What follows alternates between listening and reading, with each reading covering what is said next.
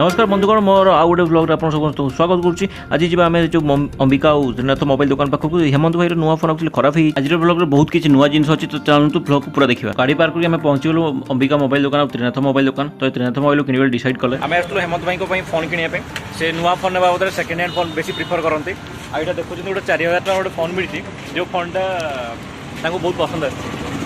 phone देखला भितर गोटे बढ़िया जिन आपको बताऊँ ये जो अंबिका यहाँ हूँ अंबिका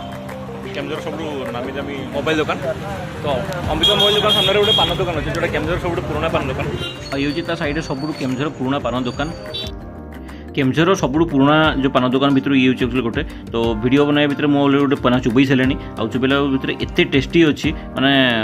सीरीयसली एक्चुअली बहुत ही बढ़िया लगे मत तो पानटा बहुत ही टेस्टी अच्छी और यार प्राइस भी बहुत बढ़िया मात्र 5 टकर बहुत बढ़िया मीठा पान बनाऊँ यहाँ सहित पान सहित बढ़िया चा भी बनाती जोटा कि बहुत ही बढ़िया